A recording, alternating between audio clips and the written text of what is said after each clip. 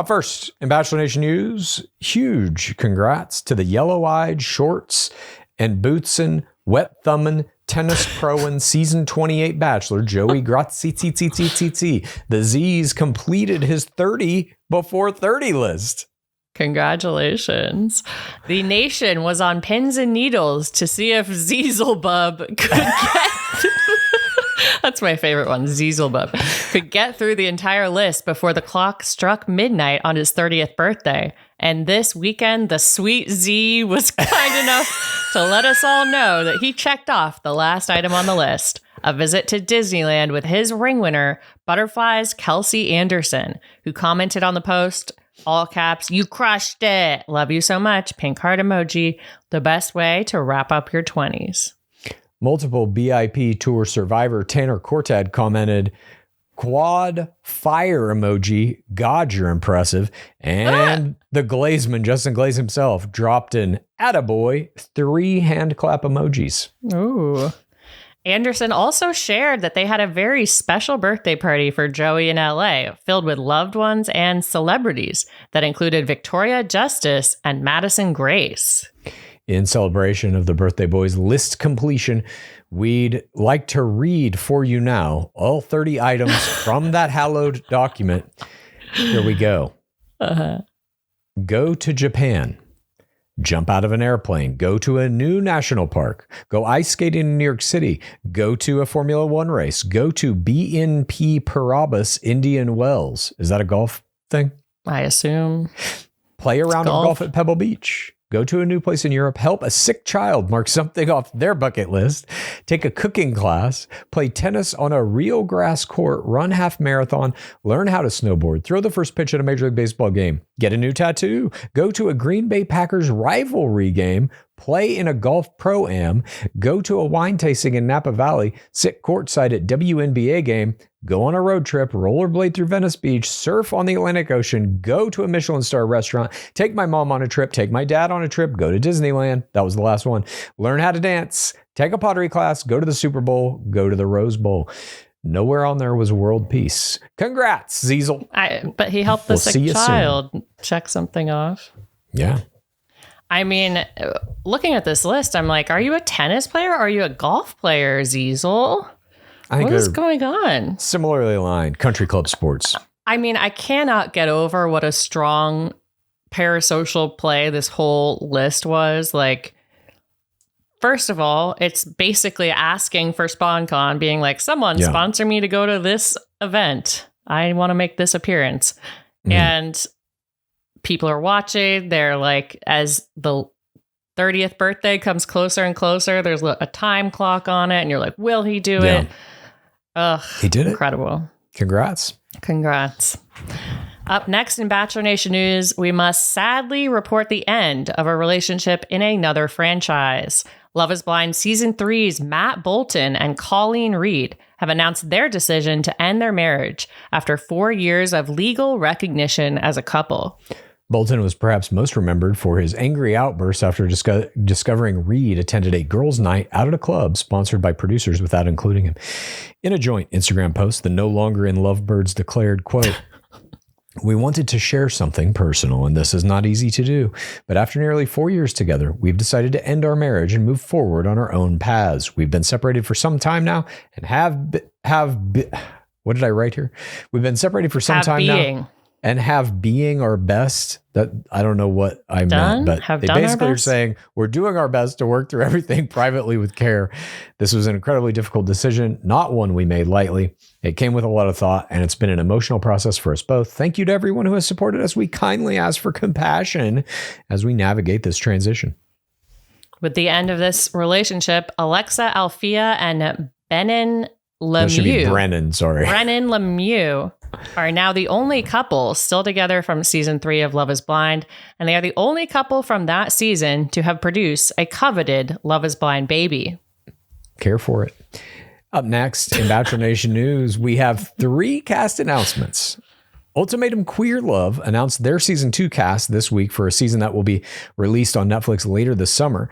I'm going to be covering that probably in Clues Corner. We might be covering it in Costa Gore if we have time. There's just so much shit coming out this summer. TBD on what later this summer means and if it's during the intense sand time for us. You can see all of them right now on Netflix's official website, though. We also got the announcement of the cast for the upcoming 3rd season of Peacock's House of Villains, which includes Tom Sandoval, Kate Chastain, Big Brother's Paul Abrahamian, Selling Sunset's Christine Quinn, oh my God, an icon, RuPaul's Drag Race's Plain Jane, Survivor's Tyson Apostle, Basketball Wives Jackie Christie, Mob Wives Drita DeVanzo, and Love Island USA alum Johnny Middlebrooks. Pretty stacked cast. On top of this luscious cast Christine news, Quinn alone is like, I'm obsessed with her. You know who would have been great in this season? Courtney Robertson.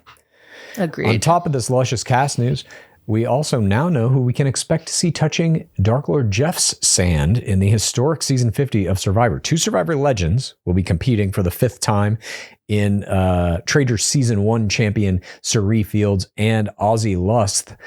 That will tie them with Boston Rob Mariano, who also played the game 5 times and then appeared on a non-competing mentor type role on a 6th season for himself. The White Lotus creator, Mike White, will also be making his return to the beach. 5 of the season 50 players come from seasons 48 and 49, which hasn't even aired, while 11 of the 24 Survivor 50 castaways are from the past 5 seasons, including the only 2 winners, Dee Valadares, Survivor 45, and recent champion Kyle Frazier, Survivor 48. And Kyle's not the only player from Survivor 48 to be getting a shot at season 50 victory. Kyle's silent partner, Camilla Carthagisu, and Kyle's PTC brother, Joe Hunter, will also be enduring Dark Lord Jeff's enraged screams as they dive through mud and put together puzzles after throwing balls and climbing nets. I mean, are we going to be covering these seasons? I want to. I feel like we have to. Yeah. And now, I mean, it's so smart to be like, okay, there's 2 mystery people from season 49. So you can't just come in at 50. You have to watch 49. My 2 favorites, Kyle and Camilla, are going to be there. So I got to watch. Cirie. I know.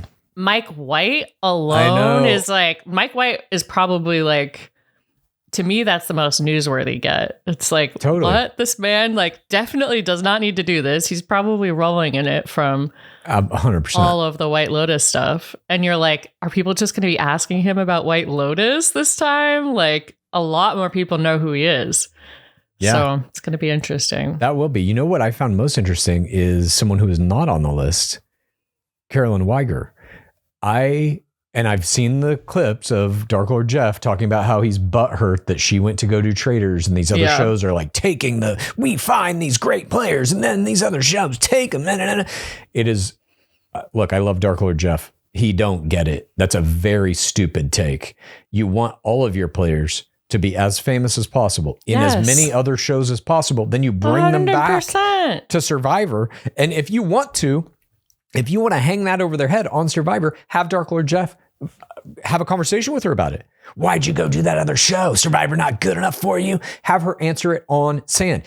To completely exclude her from this as some form of bizarre punishment or a warning shot fired to any other Survivor player who might want to go on another show. And by the way, Cirie fucking won season 1 of Traitors. So what's their fucking problem? Well, he says it's because Cirie is one of the legends or whatever. And I'm like, I agree with you. I think this is one of Dark Lord Jeff's stupidest takes I've ever heard. I think he thinks it's like they're oversaturated if they're on all these other shows. But I'm like, no, it's because they are such a star that people want to watch them on all this shit. You want to bring in the Traitors viewers. I mean, I imagine Survivor's like not in its heyday of ratings. Why would you do this? It doesn't make any sense to me. And it's also like there's a part of Survivor that is the psychosocial dynamics game. That's a huge part of it. Like you can win challenges and be immune, and there's like the physical component of it, of course, but it's how you, as we just saw in season 48, it's how you navigate those interpersonal relationships that really is I think the biggest piece of whether or not you win the whole season, because you have to get them to vote for you. So that said, what did Carolyn Weiger learn in Traitors? Because that's all that game is. The physical challenges have almost no bearing on it. It's like, did she pick up new talents in Traitors that are going to help her in a Survivor season? I want to see that. Absolutely. I just hate that they did this. I mean, I'm not surprised because Survivor kind of has shied away from having, celebrities or whatever. Like they'll bring back like all-stars and stuff, but they don't generally, other than Chase Rice, they don't generally try to get celebrities to be on it. And I think it's part of this, like, it's kind of like Bachelor. Like, we must keep the game pristine. It can only be fans or whatever. It's such a huge mistake, especially because I feel like Carolyn became so much more famous from Traitors than maybe she ever was on Survivor.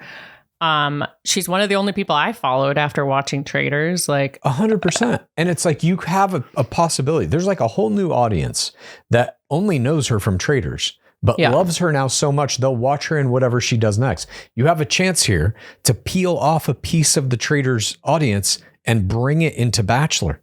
It's new people who have maybe never, or bring it into Survivor. Sorry. It's people who have maybe never even watched Survivor that would watch it for her. And now they're just not going to. If you want to just send her home right away, I'm sure you can skew the little puzzles to do so. Yeah, her puzzle's missing 2 pieces. People disagree with me that the producers can interfere as much as they do on Love Island, but I'm like, look at what they did with Eva. Like, I don't know. Have Dark Lord Jeff drown her in a mud pit. Fully fair game. I agree.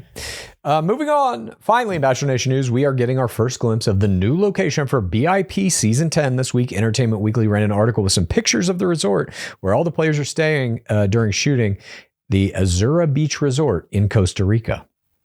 The biggest changes from the old location in Mexico seem to be a distinct lack of crabs, and it appears that the players were actually allowed to sleep in air-conditioned rooms instead of bunk beds in makeshift palapas.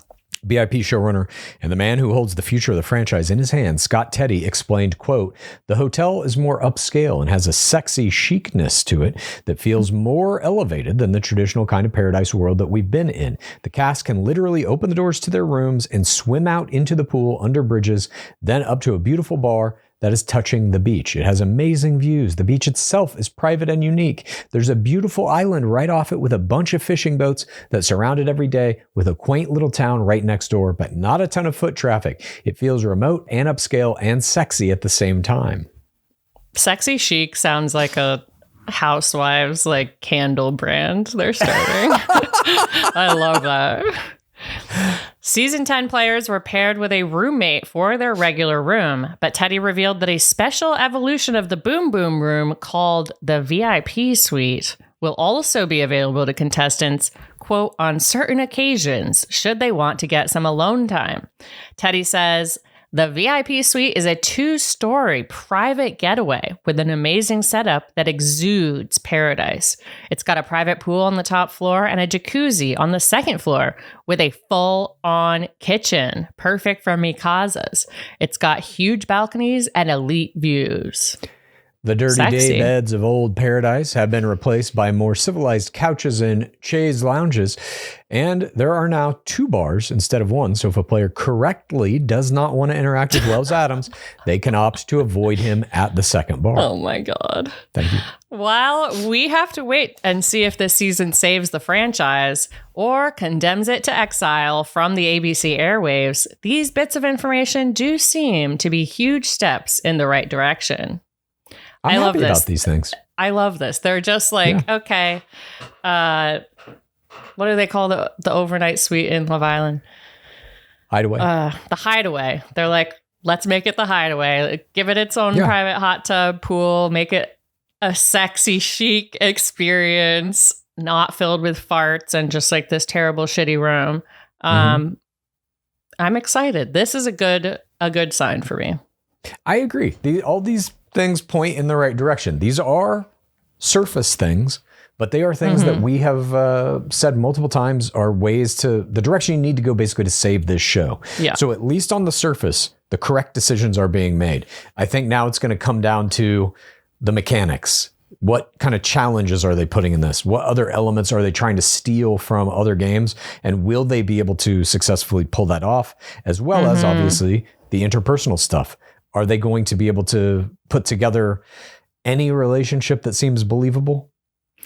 And you can have any setting, but are they going to actually allow the players to use the settings and have fun? Or are they going to be miserable and perform group cries around Rodney Matthews? I don't think Rodney's there this time. I mean, I wouldn't go back. Andrew Spencer is. After that. Please rate this podcast. Please review this podcast. Please get a friend to listen to us, and then please rate this podcast. Please review this podcast.